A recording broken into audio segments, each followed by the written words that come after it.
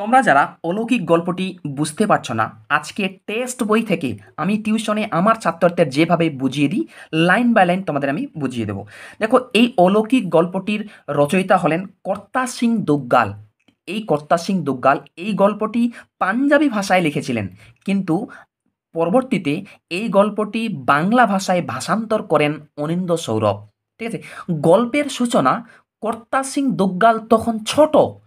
তার মা কর্তা সিং দুগ্গালকে, মানে কর্তা সিং দুগ্গাল যখন ছোট, তখন তার মা কর্তা সিং দুগ্গালকে গল্প বলছিল গুরু নানকের। এই গুরু নানক কে ছিল? শিখ ধর্মের প্রবর্তক ছিল গুরু নানক। তাহলে কি বুঝলে তোমরা? প্রথমে প্রসঙ্গটা বুঝে নাও। কর্তা সিং দুগ্গালের মা কর্তা সিং দুগ্গালকে গল্প বলছে গুরু নানক, গুরু নানক বিষয়ে বা গুরু নানক সম্পর্কে বলছে। তার মা কর্তা সিং দুগ্গালকে বলছে। তারপর গুরু নানক ঘুরতে ঘুরতে এসে পৌঁছালেন হাসান আবদালের জঙ্গলে। এ আমার ছেলে, এ আমার বেটা, শুনেছ? তারপর না, গুরু নানক হাসান আবদালের এসে জঙ্গলে এসে পৌঁছে গেল। আর সেখানে যে পৌঁছে গেল, সেখানে ভয়ানক গরম পড়েছে, গনগনে রোদ, চারদিক শুনশান, পাথরের চাই, ধুধু বালি, ঝলসে যাওয়া শুকনো গাছপালা, কোথাও একটা মানুষজনও পর্যন্ত নেই। এই গল্প কিন্তু শোনাচ্ছে কর্তা সিং দুগ্গালের মা কর্তা সিং দুগ্গালকে শোনাচ্ছে। এবার এই গুরু নানকের গল্পের কিছুটা অংশ শোনার পর ওর মা থেমে গেল। ওর মা যখন থেমে গেল, তখন আগ্রহী হয়ে, কৌতূহলী হয়ে ওই কর্তা সিং দুগ্গাল বলছে, তারপর কি হলো মা? আমি কৌতূহলী হয়ে উঠি। এই আমি কথাটা যে বলেছে, এই আমি বলতে এই কর্তা সিং দুগ্গাল কিন্তু বলেছে। এটা আমি বলতেই কর্তা সিং দুগ্গালকে বোঝানো হয়েছে। কর্তা সিং দুগ্গাল তখন কিন্তু ছোট। এবার কি, ওর মা যখন গুরু নানকের বিষয়ে যখন কর্তা সিং দুগ্গালকে গল্প শোনাচ্ছিল, গুরু নানকের কিছুটা অংশ গল্প বলার পর বাকি অংশটা শোনার জন্য এই যে আমি বলতে কর্তা সিং দুগ্গাল কৌতূহলী হয়ে উঠেছিল। মা তারপর কি হলো? মা তারপর তারপর এবার কিন্তু ওর মা, অর্থাৎ কর্তা সিং দুগ্গালের মা কর্তা সিং দুগ্গালকে বলছে, তাহলে তারপর শুনবে বেটা, শোনো। তারপর কি হলো জানো? গুরু নানক আত্মমগ্ন হয়ে হেঁটে যাচ্ছেন। এটা কিন্তু গল্প শোনাচ্ছে কে? কর্তা সিং দুগ্গালের মা। কাকে শোনাচ্ছে? কর্তা সিং দুগ্গালকে। গুরু নানক একদিন আত্মমগ্ন হয়ে হেঁটে যাচ্ছেন। হঠাৎ শিশু মোরদানার জল তেষ্টা পেল। হঠাৎ যেতে যেতে যেতে গুরু নানকের সঙ্গে কিন্তু ওর শিষ্যরা, ওদের সঙ্গে হ্যাঁ, একটা কথা বলে দিই আমি তোমাদের, যে গুরু নানক যে জায়গায় যাচ্ছিল, ওর পিছনে পিছনে ওকে অনুসরণ করে, অর্থাৎ গুরু নানক গুরু নানককে অনুসরণ করে অনেক শিষ্য যাচ্ছিল। কিন্তু ওই শিষ্যদের মধ্যে এক শিষ্য ছিল গুরু নানকের, যেই শিষ্যটির নাম মোরদানা। হেঁটে যাচ্ছিল, যেতে যেতে হঠাৎ শীর্ষ মোরদানার কিন্তু জল তেষ্টা পেল। গুরুনানক বলছে, কিন্তু ভাবছি বলছে কি লেখক, কিন্তু কোথায় জল? গুরু নানক বললেন, ভাই মর্দানা, সবুর করো, পরের গায়ে গেলেই পাবে। গুরু নানক বলছে, যখন মর্দানা গুরু নানকের কাছ থেকে জল চাইলো, গুরু নানক বলছে, দেখো এখানে তো আমি কোথাও জল পাবো না, একটু সবুর করো, একটু ধৈর্য ধরো, আমরা তো পরের গ্রামে যাচ্ছি, পরের গ্রামে গেলেই আমরা কিন্তু জল পেয়ে যাব, একটু সবুর করো। কিন্তু তার কাকতি মিনতি শুনে গুরু নানক দুশ্চিন্তায় পড়লেন। কিন্তু যেহেতু মর্দানাকে গুরু নানকের শিষ্য, যেহেতু মর্দানা খুবই জল তেষ্টায় দেষ্টিত হয়ে গেছে, সেই জন্য ও কাকতি মিনতি করছে, আর কিছুই শুনছে না। ওর গুরু নানকের কাছ থেকে কোনো কিছুই শুনতে যাচ্ছে না। ওর একটাই উদ্দেশ্য, ও শুধু জল পান করবে। কিন্তু এর কাকতি মিনতি শুনে গুরু নানক কিন্তু দুশ্চিন্তায় পড়লেন, খুব টেনশনে পড়লেন। বা এতক্ষণ পর্যন্ত আমি আমার শিষ্যদের নিয়ে আত্মমগ্ন হয়ে হেঁটে যাচ্ছিলাম, হঠাৎ মোরদানার কি হলো? হঠাৎ জল চাইলো, কিন্তু এখন জল চাইলো যেভাবে কাকতি মিনতি করছে, আমি এখন জল পাবো কোথায়? অনেক দূর পর্যন্ত জল পাওয়া যাবে না, অথচ সে বেঁকে বসলে সবাইকে ঝক্কি পোয়াতে হবে। ঠিক বলছে কি, গুরু নানক জানতো যে অনেক দূর পর্যন্ত কিন্তু গেলেও জল পাওয়া যাবে না, কিন্তু সে সে যদি একবার বেঁকে বসে, মানে সে যদি তার যদি একবার ইচ্ছা হয়, তাহলে কিন্তু এক চারদিকেই জলের সমাহার হবে। এ বলছে কি, গুরু বোঝানোর চেষ্টা করলেন, দেখো মোরদানা, কোথাও জল নেই, খানিকক্ষণ অপেক্ষা করো। গুরু নানক কিন্তু মর্দানাকে বোঝানোর চেষ্টা করছে, বলছে মর্দানা একটু অপেক্ষা করো। এটাকে ভগবানের অভিপ্রায় বলেই মেনে নাও। বলছে, এটাকে ভগবান তুমি অভিপ্রায় মনে করো, তোমার ভগবান তোমাকে পরীক্ষা নিচ্ছে, তোমাকে জল পিপাসিত অবস্থায় রেখে তোমাকে পরীক্ষা নিচ্ছে, মনে করো একটা ভগবান তোমাকে পরীক্ষা নিচ্ছে, এই পরীক্ষা তুমি সফল হও। বলছে কি, মর্দানা তবু নড়তে রাজি নয়, অর্থাৎ মর্দানা তার গুরু নানকের কোনো কথাই শুনছে না। মর্দানা তার গুরু নানককে বলছে সে অবশ্যই, তার অবশ্যই জলের প্রয়োজন, সে জল পান করবে।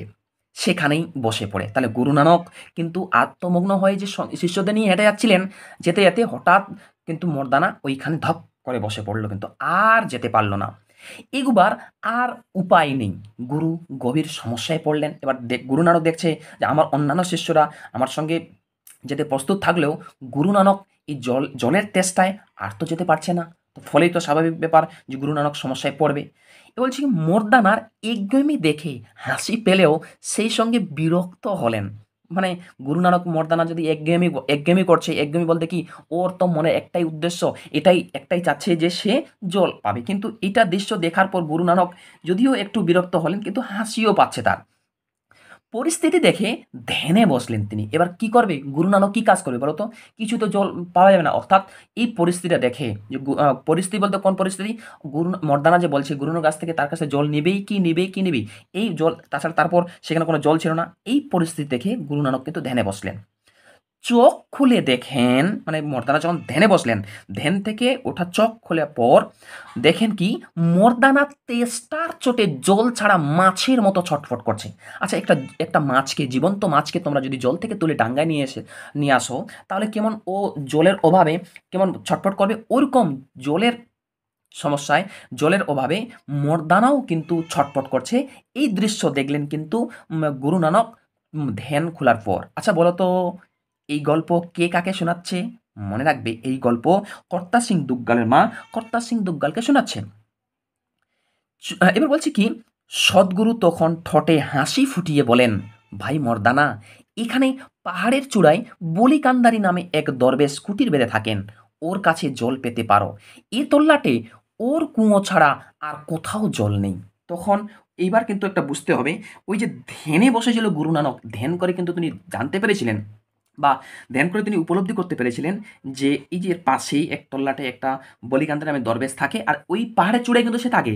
আর ওই দরবেশে কুঁয়ো আছে, ওর কুঁয়ো ছাড়া আর কোথাও জল পাওয়া যাবে না। এই খবর কিন্তু গুরু নানক মর্দানাকে দিয়ে দিল। এবার এই গুরু নানকের এবং শিষ্য মর্দানার গল্পটা কিছুটা অংশ বলে আবার থেমে গেল। কে শোনাচ্ছিল গল্প? ওর মা। কাকে? লেখককে। এবার বলছে কি, তারপর কি হলো মা? তারপর মর্দানা জল পেল কি না জানবার আর তোর সই ছিল না। মানে তারপর কি হলো, মানে ওই কর্তা সিং দুগ্গাল তার মায়ের কাছ থেকে বাকি অংশটা, মর্দানা কি জল পেলো না পায়নি, এই অংশটা শোনার জন্য কিন্তু সেই তার আর তোর সই ছিল না। এবার বলছে আবার ওর মা গল্প বলছে, মর্দানা শুনেই ছুটে গেল। আচ্ছা বলো তো, মর্দানা কোথায় ছুটে গেল? মর্দানা ওই পাহাড়ের চূড়ায় এক যে বলিকান্দের নামে এক দরবেশ থাকে, তার কাছে ছুটে গেল। একে তেষ্টায় কাতর, তার উপর মাথায় গনগনে রথ, ঘেমে নে পাহাড়ে উঠছে, হাঁপাতে হাঁপাতে শেষ অবধি অনেক কষ্টে উঠতে পারলো। তাহলে কিন্তু বলিকান্দারির কাছে কিন্তু খুব কষ্ট করে ওই গনগনে রোদের মধ্যে মর্দানা গুরু নানকের নির্দেশে সে কিন্তু পাহাড়ের উপর উঠল। এবার পাহাড়ের উপর কে আছে বলতো? পাহাড়ের উপর থাকে বলিকান্দারি। এবার বলছি কি, বলিকান্দারিকে সেলাম জানিয়ে জল চাইলে তিনি কুঁয়োর দিকে ইঙ্গিত করলেন। এবার কিন্তু মর্দানা বলিকান্দারির কাছে গিয়ে সেলাম জানালো এবং বলল যে, এ বলিকান্দারি, আমি জলের জন্য এসেছি, একটু জল দিতে পারেন? সঙ্গে এটা শুনে সঙ্গে সঙ্গে বলিকান্দারি কি কাজ করলো, কুঁয়োর দিকে ইঙ্গিত করে দিল। সে কুঁয়োর দিকে এগুলে হঠাৎ একটা প্রশ্ন জাগলো ওর মনে। এবার বলি কান্দারি ভাবছে, আমার কাছে যে লোকটা আসলো, জল চাইলো, আমি তার নাম, সে কোথা থেকে আসছে, কোনো কিছু জিজ্ঞাসা না করে আমি আমার কুয়োর দিকে দেখাই দিলাম, কিন্তু কে ওই লোকটা? একটা মনে প্রশ্ন জাগলো। জিজ্ঞেস করলেন, কোত্থেকে আসছো? মর্দানা জানায়, আমি পীর নানকের সঙ্গী, ঘুরতে ঘুরতে এদিকে এসে পড়েছি। বড্ড তেষ্টা পেয়েছে, কিন্তু নিচে কোথাও জল নেই। এই যখন এই মর্দানা বলি কান্দারিকে বলল, আমি অনেক দূর থেকে এসেছি, আর আমি আমার পরিচয় বলতে কি, আমি পীর নানকের সঙ্গী। পীর নানক বলতে ওই গুরু নানককে বলা যায়, আমি ওর সঙ্গী। এখানে কোথাও জল পাইনি, এটাকে সে জানালো কিন্তু। এবার বলছি কি, নানকের নাম কানে যেতেই বলি রেগে তাকে সঙ্গে সঙ্গে তাড়িয়ে দিলেন। আর যখনই মর্দানার কাছ থেকে বলি কান্দারি গুরু নানকের নাম শুনলো, সে আর তাকে জল দিল না, সঙ্গে সঙ্গে তাড়িয়ে দিল। নেমে সে নালিশ জানালো। এবার কোথা থেকে নেমে?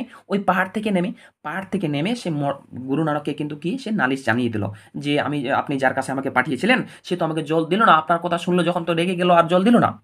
সমস্ত বৃত্তান্ত শুনে গুরু হাসেন এবং বলেন কি, মর্দানা তুমি আরেকবার যাও। এবার কিন্তু গুরু নানক মর্দানাকে আরেকবার পাঠিয়ে দিলেন যে যাও তুমি ওইখানে যাও। এবার নম্রভাবে বলবে আমি নানক দরবেশের অনুচর। গুরু নানক কিন্তু বলছে যে তা যাও তুমি এবার, এবার গিয়ে বলবে নম্রভাবে শান্তভাবে বলবে আমি নানক দরবেশের অনুচর। তার ভয়ঙ্কর তেষ্টা পেয়েছে, অন্য কোথাও জল নেই।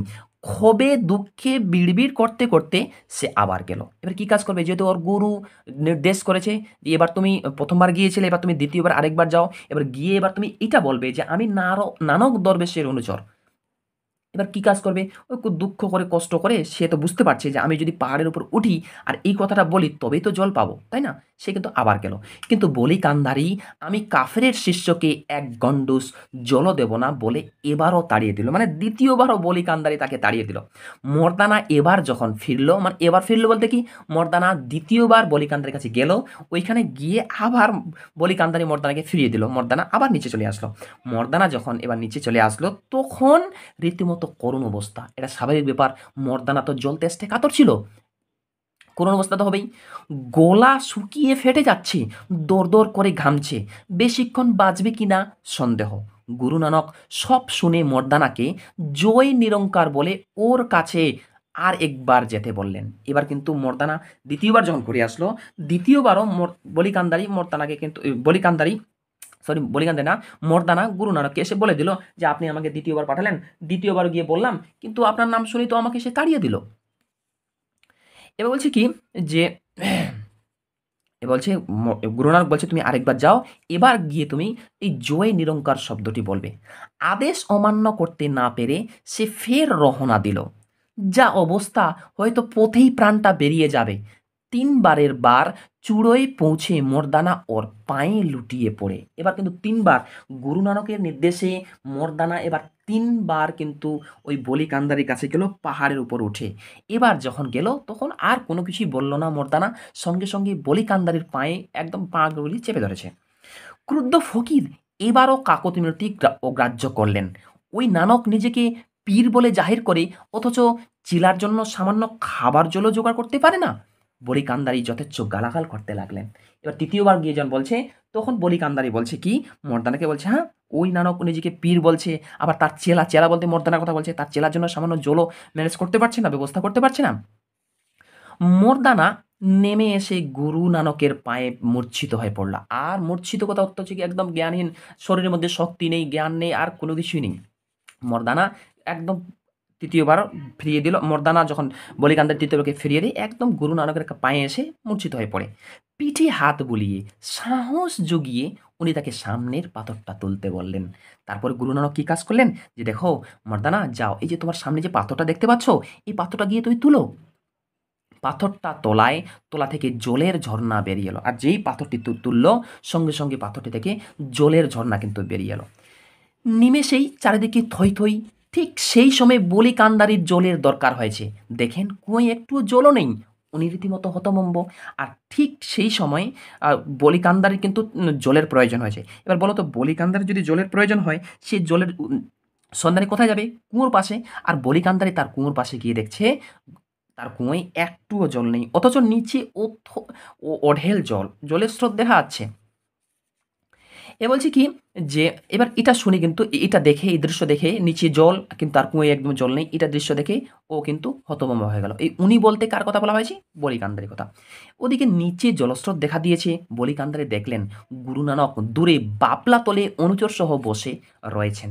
ক্ষিপ্ত হয়ে বলি পাথরের একখানা চাঙ্গর গড়িয়ে দেন। দৃশ্যটা দেখে মদ্দনা চিচিয়ে উঠতেই গুরু নানক শান্ত স্বরে জয় নিরঙ্কার ধ্বনি দিতে বলেন। এবার যখন ক্ষিপ্ত হয়ে গেল বলি কান্দারি, এবার রেগে গিয়ে পাহাড়ের উপর থেকে একটা পাথরের চাঙ্গর মানে টুকরা গড়িয়ে দিলেন। আর এই যে পাথরটা দ্রুত গতিতে গড়িয়ে আসছিল এটা দেখে মর্দানা কিন্তু চেঁচাতে শুরু করলো। আর যখন মর্দানা চেঁচাচ্ছিল তখন মর্দানাকে গুরু নানক বলল, মর্দানা তুমি তোমার মুখ দিয়ে শুধু জয় নিরঙ্কার ধ্বনি দাও। এবার বলছে কি যে কাছে আসতেই উনি হাত দিয়ে পাথরটা থামিয়ে দিলেন। আর যেই দ্রুত গতিতে ছুটে আসা পাথরটা কাছে আসলো গুরু নানক কিন্তু ওই হাত দিয়ে পাথরটা থামিয়ে দিল। হাসান আবদালে এখন যার নাম পাঞ্জা সাহেব, তাহলে আগে ছিল ওই হাসান আবদাল, আগে যে ওর মা যে গল্প বলছিল, এতক্ষণ পর্যন্ত এই গল্পগুলো বলছে কিন্তু ওর মা। হাসান আবদালি এখন যার নাম পাঞ্জা সাহেব, গুরু নানকের হাতের ছাপ ওতে আজও লেগে রয়েছে। বলছে ও বলছে কি যে এখনো তোমরা যদি যাও তাহলে দেখবে গুরু নানকের ওই হাতের ছাপ ওই পাথরটাতে আজও লেগে রয়েছে। এবার বুঝতে পারছো তো, এতক্ষণ ধরে গল্পগুলো শোনাচ্ছিল কে? কর্তা সিং দুগ্গালের মা গল্পটা শোনাচ্ছিল কাকে? কর্তা সিং দুগ্গালকে। আচ্ছা, কার বিষয়ে গল্প শোনাচ্ছিল? গুরু নানক ও তার শিষ্য মর্দানার বিষয়ে গল্প শোনাচ্ছিল। ঠিক আছে, এবার গল্প কথক কর্তা সিং দুগ্গাল যখন বড় হয়ে গেল, এই বিষয়ে তিনি এই গল্পটা লিখলেন। লেখার পর এবার ওর একদিন মনে পড়ছে গল্পটা শুনতে বেশ ভালো লাগছিল, কিন্তু হাত দিয়ে পাথরের চাঙ্গর থামিয়ে দেওয়ার ব্যাপারটা মেজাজ বিগড়ে দিল। এ কি আদৌ সম্ভব? ও কিন্তু সব বিশ্বাস করেছে। এতক্ষণ গল্পটা ভালো লাগছিল। কিন্তু ও বলছে যে, "এতক্ষণ পর্যন্ত গল্পটা আমাকে ভালো লাগলো। কিন্তু একজন ধার্মিক ব্যক্তি গুরু নানক কি করে ও এ দ্রুতগতিতে ছুটে আসা পাথরটা থামিয়ে দিতে পারে?" এটা কিন্তু লেখক কিছুতেই বিশ্বাস করতে পারছেন না। এই গল্প কিন্তু লেখক তার মায়ের কাছ থেকে শুনেছিলেন। কিন্তু এই গল্প লেখক কিছুতেই বিশ্বাস করতে পারছেন না। একটা মানুষ কিভাবে পাথরের চাঙ্গর থামিয়ে দেবে? ওতে কিনা আজও হাতের ছাপ লেগে আছে। বিশ্বাস হলো না। মনে হয় পরে কেউ খোদাই করেছে। মার সঙ্গে তর্ক শুরু করি। অর্থাৎ এই যে গুরু নানক যে দ্রুতগতিতে ছুটে আসা পাথরের চাঙ্গরটি থামিয়ে দিয়েছিল, এই গল্প কিন্তু গুরু নানকের এই গল্প কিন্তু কর্তা সিং দুগ্গালের কিন্তু বিশ্বাস হয়নি। ও পরে মনে করেছে, ও নিজে ভেবেছে এটা অসম্ভব ব্যাপার। গুরু নানক বা পরে মনে হয় ওই পাথরটাতে কেউ বোধহয় খোদাই করেছে, হাতের ছাপ এঁকে দিয়েছে। এই বিষয়ে কিন্তু ওর মায়ের সঙ্গে তর্ক কষা শুরু করলো। এবার যদি প্রশ্ন বলে মার সঙ্গে তর্ক শুরু করি, কে মার সঙ্গে তর্ক শুরু করেন? এখানে আমাদের একটা জিনিস জানতে হবে যে লেখক ওই ওর মায়ের কাছ থেকে শোনা গুরু নানকের গল্পটি ১ম এ বিশ্বাস করেনি কেন? বা এটা যদি বলে মার সঙ্গে তর্ক শুরু করি, মার সঙ্গে তর্ক শুরু করে কেন? অর্থাৎ গুরু নানকের গল্পটিতে গল্পে উল্লেখিত গুরু নানক যে আ গুরু নানক যে হাত দিয়ে দ্রুতগতিতে ছুটে আসা পাথরের চাঙ্গটি থামিয়ে দিয়েছিলেন, এই গল্পটিতে যুক্তি ও বাস্তবতার অভাব ছিল। তাই কিন্তু মার সঙ্গে তর্ক শুরু করে, বা এটা তার বিশ্বাস হয়নি। পাথরের তলা থেকে জল বেরিয়ে আসার ব্যাপারটা মেনে নেওয়া যেতে পারে। বা পারে। বৈজ্ঞানিক পদ্ধতিতে জলের উৎস আবিষ্কার করা যেতে পারে। কিন্তু পাহাড় থেকে গড়িয়ে পড়া চাঙ্গর হাত দিয়ে থামিয়ে দেওয়া কিছুতেই বিশ্বাস হলো না। মুখের ভঙ্গিতে মনের ভাবটা ফুটে ওঠায় মা চুপ করে গেলেন। এবার লেখক কিন্তু বলছে, "মা, তুমি এতক্ষণ পর্যন্ত আমাকে গল্প শোনালে যে জল তেষ্টা পেল, সামনের পাথরটা তুলতে বলল, সামনের পাথরটা বলতে কি সামনের পাথরটা তুলতে বলল, সঙ্গে জল বের হয়ে আসলো। এটা আমি অলৌকিক ঘটনা মানছি না। কারণ এটা নিচের স্বাভাবিকভাবে কোনো অঞ্চল হয়, বিশেষ করে আমরা ভূগোলের পাতায় পড়েছি ভৌমজল যাকে বলা হয়। এটা অটোমেটিক্যালি হতে পারে। এটা আমি মেনে নিচ্ছি। কিন্তু দ্রুত গতিতে ছুটে আসা পাথরের চাঙ্গটা গুরু নানক কিভাবে থামিয়ে দিল? এটা কিন্তু লেখক কিছুতেই বিশ্বাস করছে না। বলছে কি, গড়িয়ে পড়া পাথর কিভাবে থামবে? গল্পটা মনে পড়লেই হাসি পেত। এই গল্পটা অর্থাৎ গুরু নানক ও মর্দানার গল্পটা যখন সে শুনতো, তখন কিন্তু গল্পটা যখনই মনে পড়তো তখনই কিন্তু ওরা হাসি পেত। কেন হাসি পেত বলো তো? কারণ ওই গুরু নানকের ওই গল্পে যুক্তি এবং বাস্তবতার অভাব ছিল, সেই জন্য হাসি পেত। এবার গল্পটা বার কয়েক গুরুদ্বারতেও শুনেছি। মানে এই গল্পটা গুরু নানক ও শিষ্য মর্দানা গল্পটা সে কয়েকবার গুরুদ্বারতেও শুনেছি। কিন্তু এই ব্যাপারটাতে সবসময় মাথা বাঁকিয়েছি। এটা অসম্ভব। এই গল্পটা তার ১ম এ কর্তা সিং দুগ্গাল এই গল্পটি তার মায়ের কাছ থেকে শুনল। দ্বিতীয়বার এই গল্পটি সে গুরুদ্বারেতে, ওই শিখ ধর্মের যে ধার্মিক স্থান গুরুদ্বার, ওই গুরুদ্বারেতেও এই গল্পটা গিয়ে সে একবার শুনেছিল। কিন্তু যখন গুরুদ্বারেতে গিয়ে গল্পটা শুনে, সে তখনও কিন্তু বিশ্বাস করেনি। এবার বলছি কি, গল্পটা আমাদের স্কুলে শোনানো হলো। এই গল্পটা কিন্তু তারপরে ৩ নাম্বারে সে কিন্তু তার স্কুলে শুনলো। তাহলে কর্তা সিং দুগ্গাল এই গুরু নানক যে হাত দিয়ে পাথরের চাঙ্গটা থামিয়ে দিয়েছিল, এই গল্পটি ৩ জনের কাছ থেকে শুনেছিল। ৩ জন। এই ৩ জন কাকে? ওর মায়ের কাছ থেকে ১ নাম্বার, ২ নাম্বার গুরুদ্বারেতে শুনেছিল, ৩ নাম্বার স্কুলে শুনেছিল। কিন্তু স্কুলে যখন শুনল, পাথরের ব্যাপারটা নিয়ে মাস্টারমশাইয়ের সঙ্গে তর্ক করলাম। মানে কি, কর্তা সিং দুগ্গাল এই পাথরের ব্যাপারটা নিয়ে মাস্টারমশাইয়ের সঙ্গে তর্ক করেছিল। কারণ ও তো বিশ্বাস করতে পারছিল না কিছুতেই। কারণ ওর মায়ের সঙ্গে যখন সেই গল্পটা শুনেছিল, ওর মায়ের সঙ্গে সে তর্ক শুরু করেছিল। কারণ তারপর এই যখন গুরুদ্বারতে শুনেছিল, তখনও সে মাথা বাঁকিয়েছিল, মানে বিশ্বাস করেনি। এবার যখন স্কুলে শুনল, তখনও মাস্টারমশাইয়ের সঙ্গে তর্ক করল। যারা পারে তাদের পক্ষে মোটেও অসম্ভব না বলে উনি আমাকে চুপ করিয়ে দিলেন। এটা বলে কিন্তু ওকে চুপ করে দিয়েছিল কে? মাস্টারমশাইয়ের সঙ্গে যখন কর্তা সিং দুগ্গাল তর্ক করতে যায়, তখন ওই মাস্টারমশাই কর্তা সিং দুগ্গালকে চুপ করে দিল। কারণ মাস্টার তো কি বলে চুপ করে দিয়েছিল? যারা পারে তাদের পক্ষে মোটেই অসম্ভব না বলে উনি আমাকে চুপ করে দিলেন। এই উনি কে? মাস্টারমশাই। কাকে চুপ করে দিয়েছিল? কর্তা সিং দুগ্গালকে। তবু বিশ্বাস হলো না। এবার কিন্তু এত জায়গায় শুনলো, তার মায়ের কাছ থেকে শুনলো, এই গুরু নানকের হাত দিয়ে পাথরের চাঙড় থামিয়ে দেওয়ার গল্পটা তার মায়ের কাছ থেকে শুনলো, তারপর তার গুরুদ্বারতেও এই গল্পটা শুনলো, তারপর স্কুলে শুনলো। ৩ জায়গায় শুনলো, কিন্তু ৩ জায়গায় শোনার পর একই গল্প শুনলো। গুরু নানক হাত দিয়ে পাথরের চাঙড় থামিয়ে দিয়েছিল, কিন্তু বিশ্বাস সে করতে পারল না। পাথরের চাঙড় কেউ থামাতে পারে? আমার চেঁচিয়ে উঠতে ইচ্ছা করত। এটা বলে তার যখনই মনে পড়তো, তখনই সে কিন্তু তার চেঁচিয়ে উঠতে ইচ্ছা করত। এবার বলছে কি, এবার বলছে এই ঘটনা অর্থাৎ গুরু নানক যে হাত দিয়ে পাথরের চামড়া থামিয়েছিল, এই ঘটনার কিছুদিন পর, এবার কিন্তু গল্প কত একটু কর্তা সিং দুগ্গাল বড় হয়ে গেল। কিছুদিন পর শুনলাম পাঞ্জা সাহেবের শাখা হয়েছে। এবার কিন্তু এই পাঞ্জা সাহেব এমন একটি জায়গা, এটা মনে রাখবে, পাঞ্জা সাহেব এমন একটি জায়গা, এই পাঞ্জা সাহেবে গুরু নানক শিষ্য মর্দানার জল তেষ্টা মিটিয়েছিলেন। কিন্তু কিছুদিন পর পাঞ্জা সাহেব এই শাঁখা হয়েছে। এই শাঁখা কি? শাঁখা হচ্ছে কোনো সত্য বা কোনো মহৎ কাজের উদ্দেশ্যে কোনো ব্যক্তি যদি নিজের জীবন উৎসর্গ করে দেয়, তো এই জীবন উৎসর্গ করে দেওয়াটাই হচ্ছে শাঁখা। আরও ভালোভাবে বুঝিয়ে বললে কি হবে, শাঁখা হচ্ছে এমন একটা লোক, কোনো মহৎ বা ভালো কাজের জন্য মানুষ যখন নিজের জান দিয়ে দেয়, নিজের দেশের জন্য, নিজের কোনো আত্মীয় লোক জন্য, নিজের মায়ের জন্য, নিজের রাজ্যের জন্য, নিজের ব্যক্তির জন্য, কোনো কিছু কার জন্য যদি সে নিজের জান দিয়ে দেয়, সেটাই হচ্ছে শাঁখা। পাঞ্জা সাহেবে শাঁখা হয়েছিল। সেকালে ঘন ঘন শাঁখা হলে, মানে সেকালে ঘন ঘন শাঁখা হতো। তো ও কিন্তু ঘন ঘন পাঞ্জা সাহেবে কিন্তু শাঁখা হতো, ঠিক আছে? কারণ তখন ছিল ইংরেজরা কিন্তু ওই ভারতের বুকে অত্যাচার করতোই। আর ইংরেজরা অবিরাম অবিরাম তরুণ বীর বিপ্লবীদের বা স্বাধীনতাকামী তরুণ বিপ্লবীদের ওরা কিন্তু কি কাছে গুলি করে মারতো, ঠিক আছে? এবার সেকালে ঘন ঘন শাঁখা হতো। কোথাও শাঁখা হলেই বুঝতে পারতাম বাড়িতে অরন্দন। আর যদি ওই পাঞ্জা সাহেবের শাঁখা হতো বা অন্য কোথাও শাঁখা হতো, তাহলে লেখক কর্তা সিং দুগ্গাল কিন্তু বুঝতে পারতো বাড়িতে অরন্দন হবে আর মেঝেতে শুতে হবে। তাহলে শাঁখা হলে লেখক কি বুঝতে পারতো? শাঁখা হলে লেখক বুঝতে পারতো বাড়িতে অরন্ধন আর রাতে মেঝেতে শুতে হবে। তবে শাঁখা আসলে কি, তখন জানতাম না। অ্যাকচুয়ালি লেখক তো তখন ছোট ছিল, ও কিন্তু বুঝতে পারতো না যে শাঁখা কি। কিন্তু ওর অন্যান্য গ্রামের লোকেরা বা পাঞ্জা সাহেববাসী সমস্ত যা কিছু করতো, ও ওই সেই কর্তা সিন্ধুকাল সেই সেম কাজ করতো। এটা দেখে এটা শুনে কিন্তু ও সেই ব্যক্তিদেরকে কিন্তু সে অনুসরণ করতো। আমাদের গাঁ থেকে পাঞ্জা সাহেব তেমন দূরে না। শাঁখার খবর পাওয়া মাত্র মা পাঞ্জা সাহেবের দিকে রওনা দিল। এবার বলছে কি, কর্তা সিন্ধুকার বলছে আমাদের গ্রাম থেকে পাঞ্জা সাহেব কিন্তু বেশি দূর না। হঠাৎ একদিন যখন ওর মা শুনলো পাঞ্জা সাহেবে নাকি শাঁখা হয়েছে, এই খবর শোনা মাত্রই কর্তা সিং দুগ্গালের মা পাঞ্জা সাহেবের দিকে রওনা দিল। তো পাঞ্জা সাহেবের দিকে যদি ওর মা রওনা দেয়, তো ওর মার সঙ্গে কে কে যাবে বুঝতে পারছো? সঙ্গে আমি আর আমার ছোট বোন, মানে কি ওর মায়ের সঙ্গে সঙ্গে কর্তা সিং দুগ্গাল এবং ও কর্তা সিং দুগ্গাল এক ছোট বোন ছিল, সেও গেল। সারাটা পথ ধরে মা কেঁদেছিল। অর্থাৎ ওর মা কর্তা সিং দুগ্গালের মা যখন পাঞ্জা সাহেবের শাঁখা হয়েছে এই খবরটি যখন শুনলো, এই খবরটি শুনে সারাটা পথ যেতে যেতে ওর মা কান্না করেছিল। শাঁখার ব্যাপারটা কি সারাক্ষণ ধরে তাই ভাবছি।